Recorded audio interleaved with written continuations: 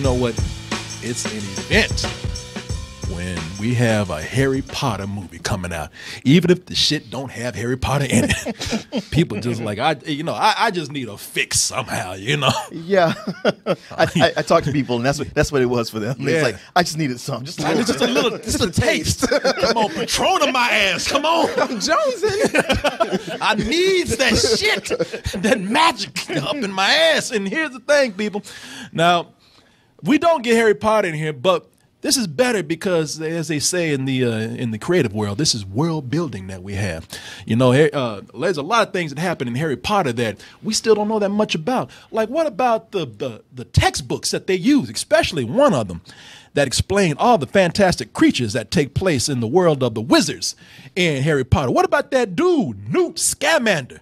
You know, his big name in the Harry Potter world. He should have Sounds like a Bond villain. I know.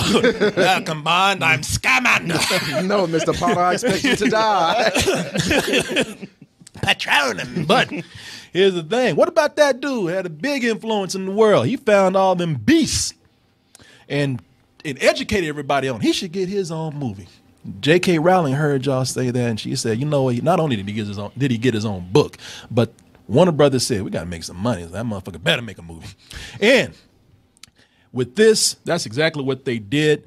Newt Scamander is, oh hell, please, Mr. Frames, don't do this. Don't do this now. Not to Harry Potter. Can't handle that magic. Can't handle that magic, man. You know what? Let me do this. He's a hardcore Christian. This is witchcraft. Mr. Frames don't fuck with that. This is witchcraft. I remember when I asked Alan. I said, Alan. Oh my God. We had a dude who used to come by the show, Alan. I said, Alan, man, you like Harry Potter as much as everybody else? He's like, no, I don't fuck with that, man. Yeah, I don't do magic. Man, all that black magic. He's the blackest dude I see. Fuck with that black magic, man. But, all right, Mr. Frames, you good? You good, Mr. Frames? All right. Before you so rudely interrupted, Mr. Scamander over here. It is a story of Newt Scamander, who his time was in the 1920s, back in his heyday. And he is the guy that wrote the book, Fantastic Beasts and Where to Find Them. And he was the one that chronicled and recorded a lot of the information for the creatures that exist in the Harry Potter world. And in this story, well, he's come to New York to collect one particular creature. But while he's there, oh, he got to latch up that suitcase full of those monsters in there. When they get out, they start wreaking havoc. And maybe it's a good thing that they do, because one of the benefits, a happy accident or a dreadful accident, if you will, of these creatures getting loose is that they lead to bigger secrets about a bigger event that could disrupt not only the world of wizards, but of human beings. And this is, now here's the thing. This is based on an actual book that JK Rowling put out. And now you read a lot of these Potter books. I read the Potter books. I haven't read anything past that. Well, so you read the Potter books. You know they're about like 1,000 pages or something for every book. They get progressively bigger. Yeah, they just get bigger and bigger. And so J.K. Rowling said, "Damn, I gotta take a break." She wrote 128 pages. Said, "Here, take this shit. I'm tired." Right. 128 pages for this. It's more like a guide, not really a novel.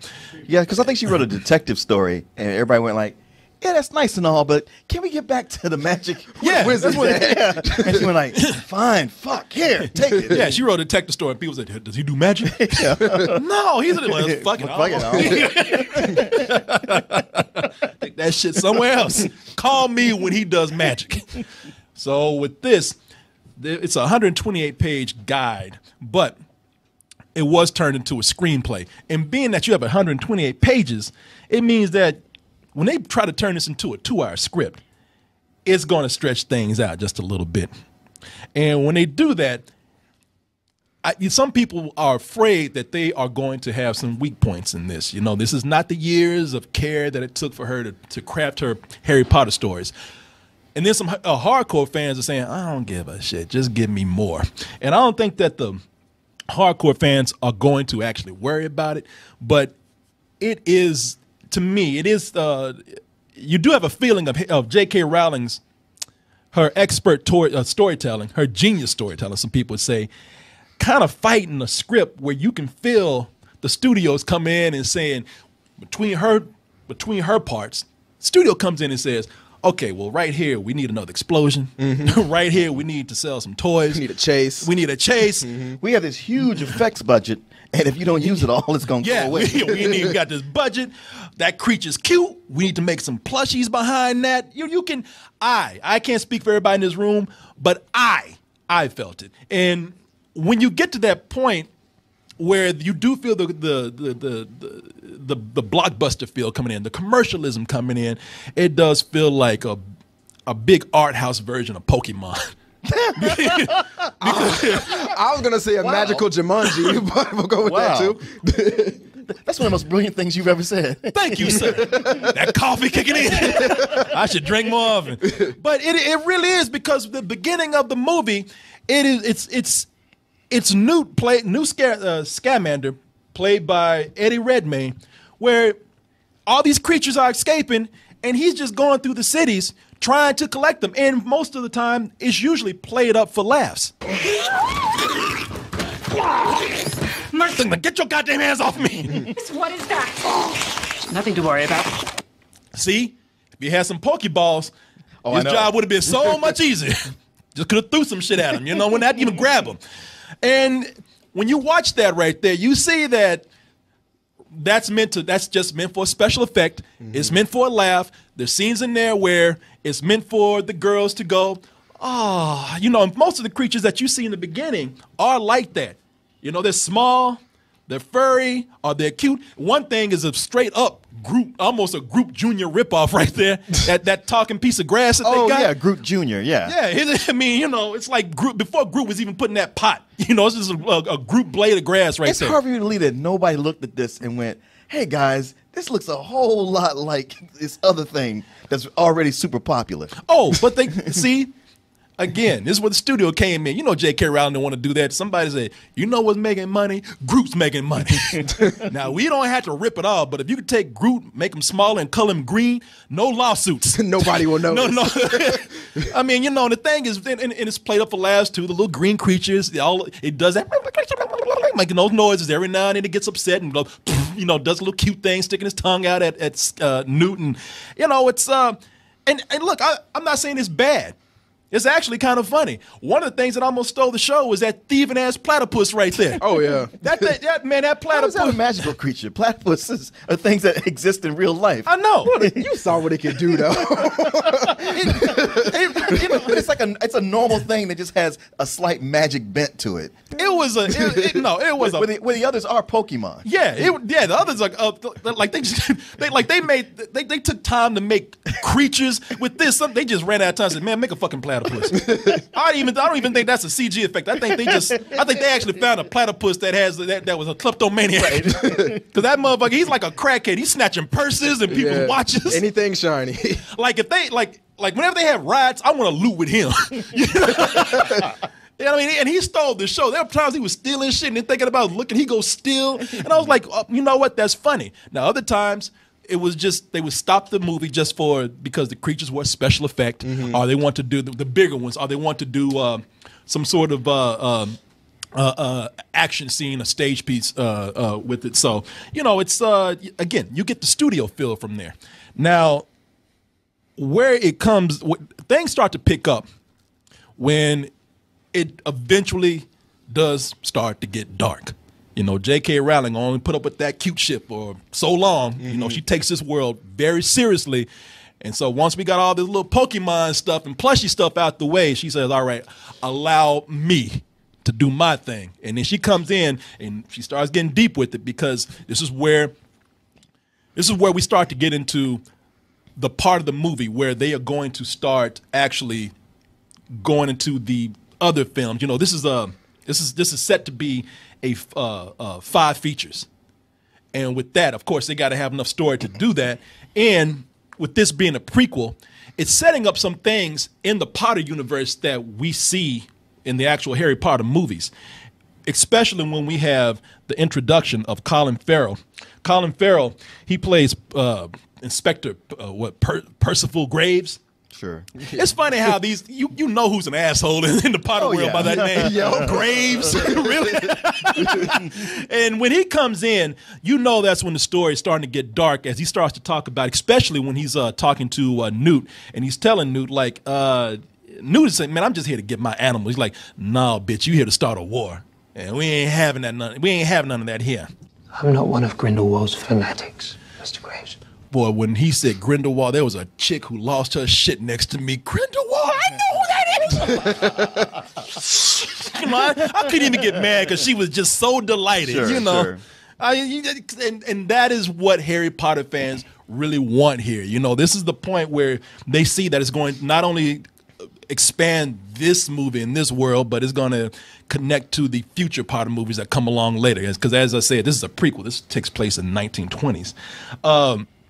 But where it gets dark in that part. And okay, we're used to things getting dark with the Harry Potter movies. Sure. But there was a man. That scene right after this one. Man, there was a scene right after that, and I just gotta tell people, all right, I don't know how people feel about this. Maybe y'all read the books. Maybe there's more disturbing things that happen in the books. I haven't really read the books, so this caught my ass off guard. The movie actually disturbed me later on. Really? I mean, it disturbed me and depressed me. It bothered me.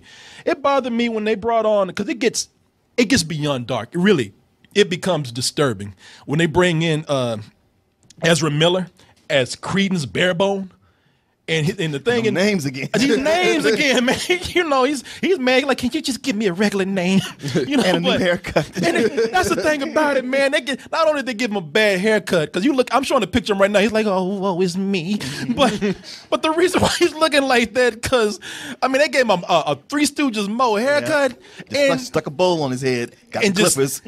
He's like, all the magic in this fucking world, and y'all can't do better than this. Y'all couldn't take me to a magical barber.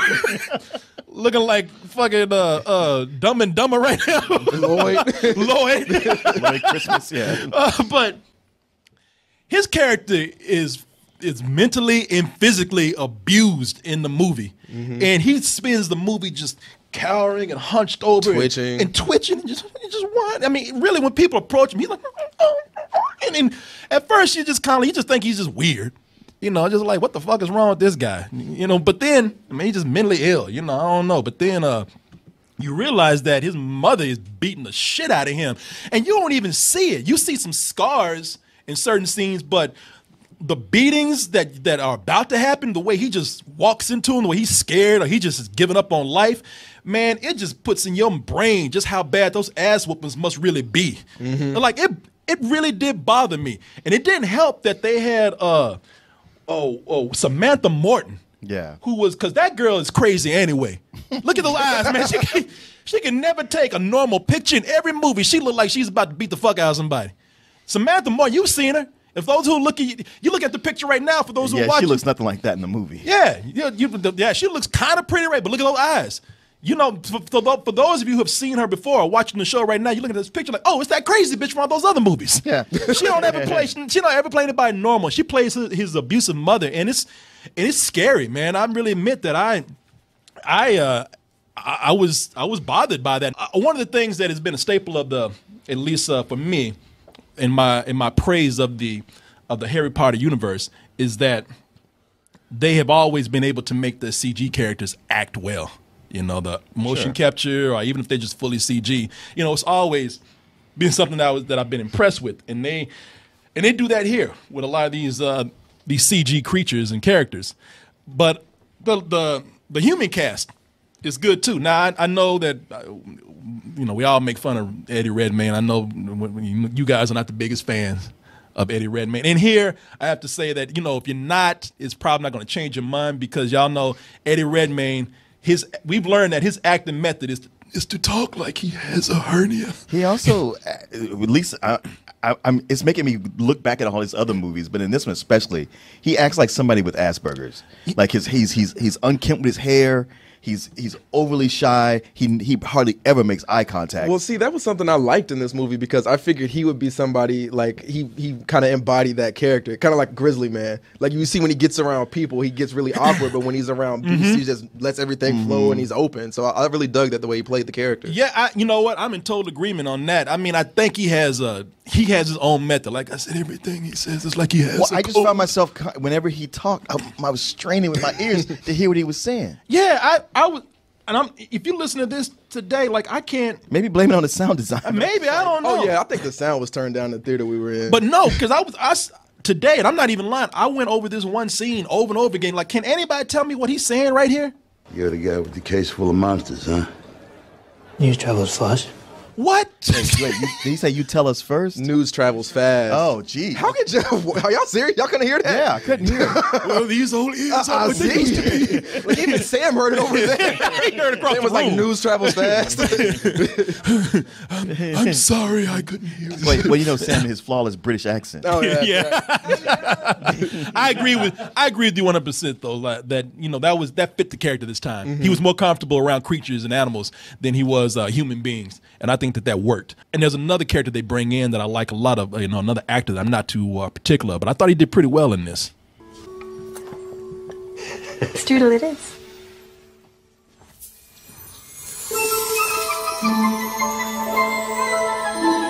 And I love the music in that scene right there. I like those characters, even though they're kind of stereotypical of people of that time. And I like the music. I like the magic in there. The only problem I had with that is that, first of all, the redhead, she's fine as hell, man. Oh, yeah. Oh yeah. Through that whole movie, she just flirting, and they film it to where she's flirting with a person in particular, but they make it look like she's flirting with the audience. And I was up there blushing and shit, doing the black man blushing.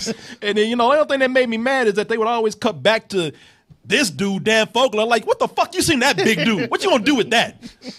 I ain't good enough, But It was the 20s, dude. She couldn't have been with you. Yeah, man. Man, yeah, she could have. I would have took that lynching. They act magically putting up a noose and shit. Right? It was worth it. But I'm floating into it. but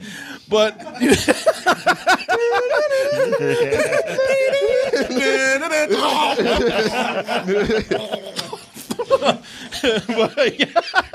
Somebody do a fart sound on it. You magically shit on yourself. But that's one, just because I think I'm better looking than this guy. How come she ain't hitting on me? But the other, Jealous of actors. I was getting jealous of a fictional character, man.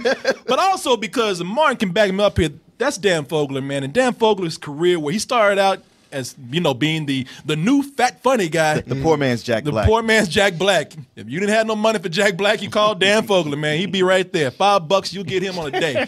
But he started overacting in some movies later on. And, he became sort of obnoxious, and his career kind of just disappeared for a while. And I think he's actually one of the highlights of the movie, one of the better performances. I want to be a wizard. He's he's very quiet. And he's, between in that low-key performance, it's very emotional. It's almost sad in a way.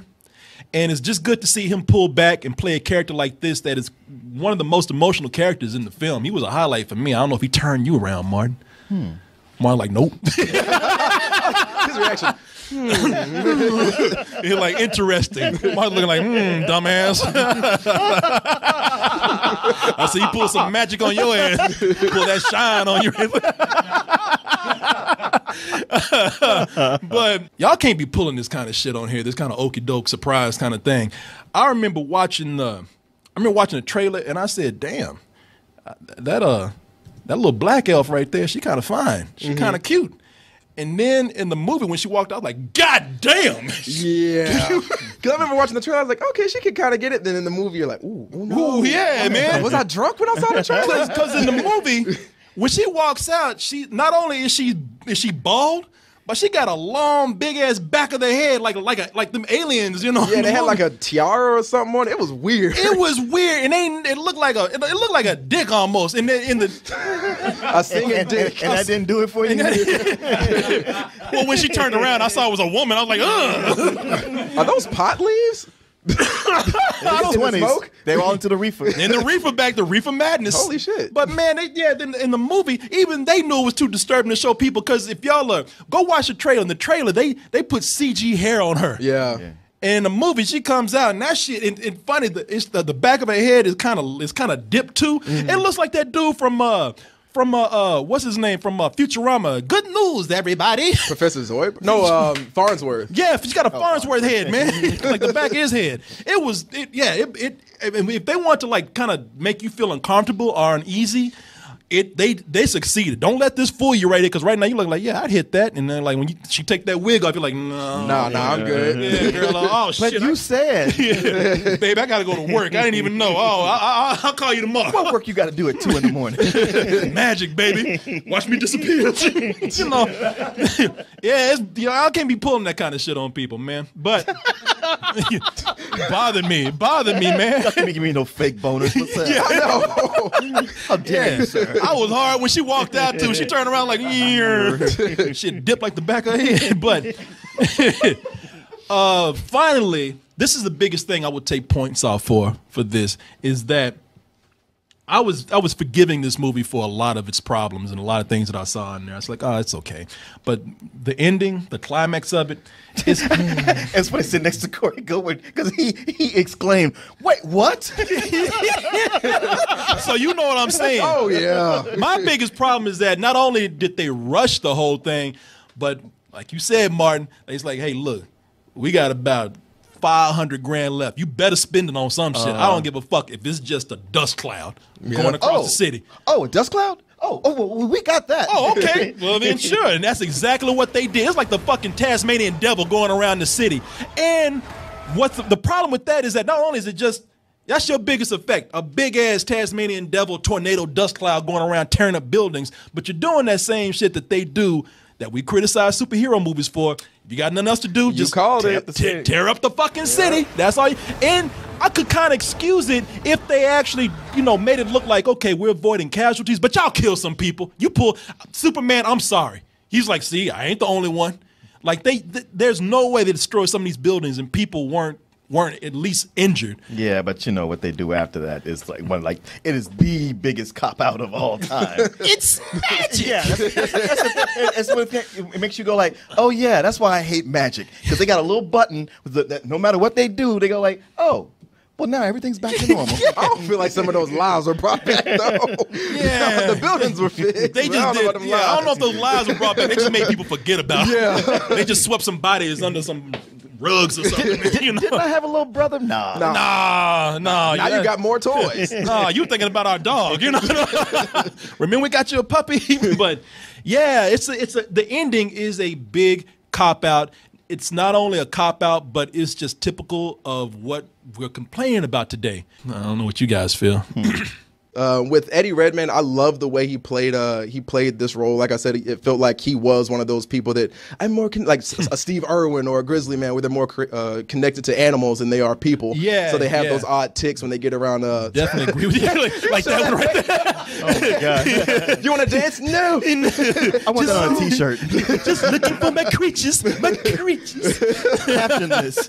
He got his jazz hands up. And then you hit the nail on the head when you said the ending, especially when the blowing up everything, was a big cop out. But then there were two other cop outs on top of that. Yep. The one where I reacted was like, what? And then how they made everybody, the Muggles in this world. I don't want to go too deep into it, but hey, if you're a hardcore fan, it's giving you just the bits you need to get by to the next thing. But somebody who's a fan but not a hardcore fan, it's kind of like, man, I was really hoping for more meat on this sandwich, and it's a lot of bread. They're struggling between those blockbuster elements and the more classic Harry Potter storytelling that we're used to, and that might improve over time. And I would actually forgive some of that, but because of that flat ending, this has earned a matinee from me. With that ending falling like it did, them going around that same route that we've seen with superhero movies, big blowout, and then we fix it all in the end. It's just something that it feels like a really generic blockbuster, and that's really sad coming from a Harry Potter franchise, because that was this new billion-dollar franchise that was great. And with that, man, I give it a matinee. Yeah, same here. I mean, it's not one that I would seek out to watch again. Yeah, they already told us we're gonna cram 5 of these up your ass. So we'll see where we go with Let this. me ask y'all this, if you want to include this in the original 8, so there's 9 movies now. Would you put this in the top 4? No. No. Okay, exactly. Remember, I don't even want to include this with the original. Damn. Even Harry Potter told me, don't bring that shit over here. No. Harry Potter has a good record. I feel like just throw it off. Don't bring that new dude over here, man. I don't know him. He ain't with me. This is the Terminator Genesis of Harry Potter movies. Petroleum or whatever. But get away from me. Back the fuck up. Slide on Yeah, out of slide your ass around the way. All right.